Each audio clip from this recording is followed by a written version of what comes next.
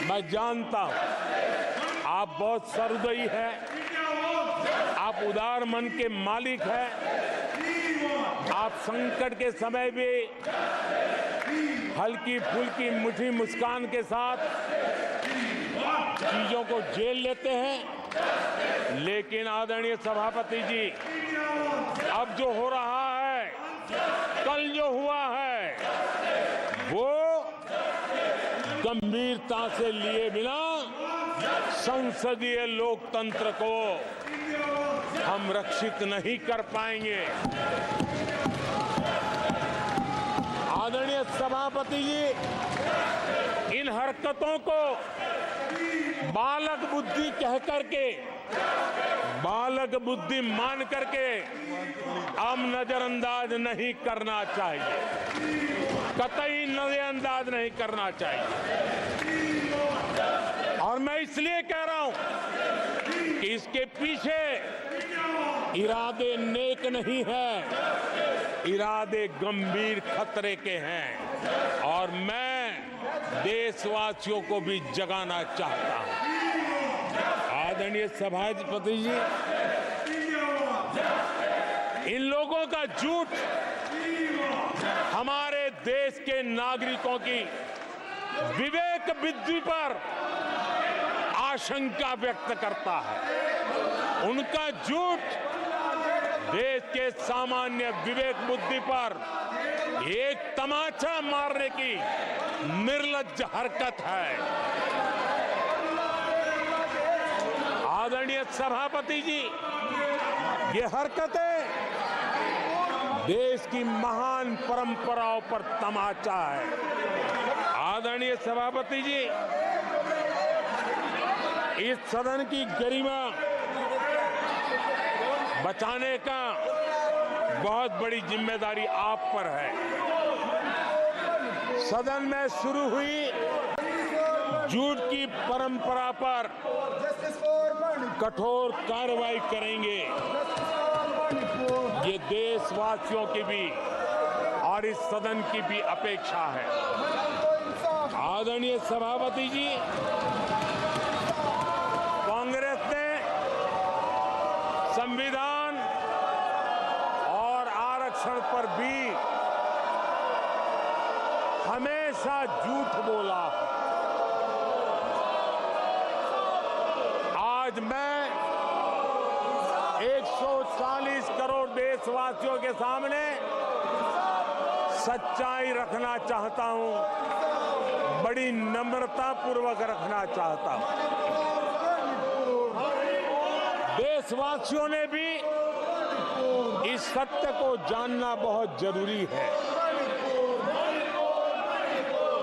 आदरणीय सभापति जी, आपातकाल इमरजेंसी का 50वां वर्ष है। इमरजेंसी सिर पर सिर्फ सत्ता के लोभ के खातिर, तानाशाही मानसिकता के कारण देश पर थोपा गया तानाशाही शासन था। और कांग्रेस क्रूरता की सभी हदें पार कर चुकी है। उसने अपने ही देशवासियों पर क्रूरता का पंजा फैलाया था और देश के ताने बाने को छिन्न विच्छिन्न करने का पाप किया था। आदरणीय सभापति जी, सरकारों को गिराना, मीडिया को दबाना, हर कारनामे संविधान की भावना के खिलाफ, संविधान की धाराओं के खिलाफ, संविधान के एक एक शब्द के खिलाफ थे। ये वो लोग हैं जिन्होंने प्रारंभ से देश के दलितों के साथ, देश के पिछड़ों के साथ घोर अन्याय किया है।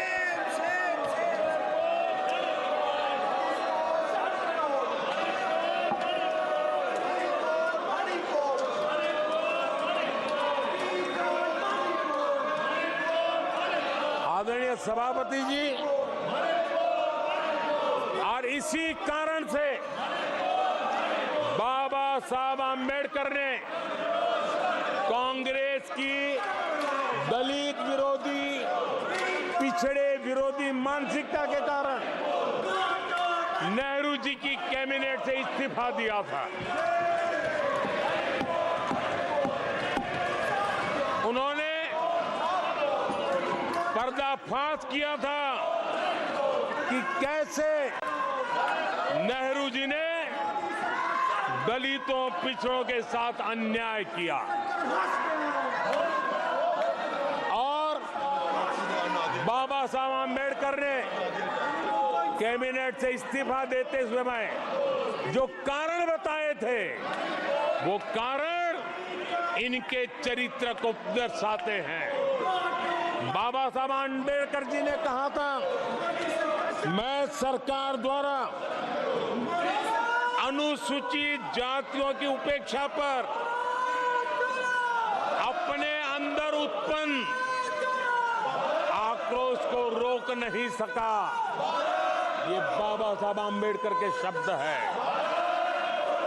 अनुसूचित जातियों की उपेक्षा, इसने बाबा साहब आम्बेडकर को आक्रोशित कर दिया। बाबा साहब के सीधे हमले के बाद नेहरू जी ने बाबा साहब आम्बेडकर का राजनीतिक जीवन खत्म करने के लिए पूरी ताकत लगा दी। आदरणीय सभापति जी, पहले षड्यंत्र पूर्वक बाबा साहब आम्बेडकर को चुनाव में हरवाया गया। आदरणीय सभापति जी, हराया इतना ही नहीं, उन्होंने बाबा साहब आम्बेडकर के इस पराजय की, उसका जश्न मनाया, खुशी मनाई और खुशी उन्होंने व्यक्त की। आदरणीय सभापति जी, एक पत्र में ये लिखित है इस खुशी का। आदरणीय सभापति जी, बाबा साहब की तरह ही दलित नेता बाबू जगजीवन राम जी को भी उनका हक नहीं दिया गया। इमरजेंसी के बाद जगजीवन राम जी का पीएम बनने की संभावना थी। इंदिरा गांधी जी ने पक्का किया कि जगजीवन राम जी किसी भी हालत में पीएम न बने, और एक किताब में लिखा गया है कि किसी भी कीमत पर जगजीवन राम प्रधानमंत्री नहीं बनने चाहिए। अगर बन गए तो वो हटेंगे नहीं जिंदगी भर। ये इंदिरा जी गांधी का कोट उस किताब में है। कांग्रेस ने चौधरी चरण सिंह जी के साथ भी यही व्यवहार किया, उनको भी नहीं छोड़ा था। पिछड़ों के नेता कांग्रेस पार्टी के अध्यक्ष बिहार के सपूत सीताराम केसरी के साथ भी अपमानित व्यवहार करने का पाप इसी कांग्रेस ने किया। आदरणीय सभापति जी, कांग्रेस पार्टी प्रारंभ से ही आरक्षण की घोर विरोधी रही है। नेहरू जी ने तो मुख्यमंत्रियों को चिट्ठी लिख करके साफ साफ शब्दों में आरक्षण का विरोध किया था। कांग्रेस के एक प्रधानमंत्री श्रीमती इंदिरा गांधी जी ने मंडल कमीशन का रिपोर्ट ठंडे बक्से में सालों तक दबाए रखा था। आदरणीय सभापति जी, कांग्रेस पार्टी के तीसरे प्रधानमंत्री श्रीमान राजीव गांधी, और जब विपक्ष में थे उनका सबसे लंबा भाषण आरक्षण के खिलाफ था। वो आज भी संसद के रिकॉर्ड में उपलब्ध है और इसलिए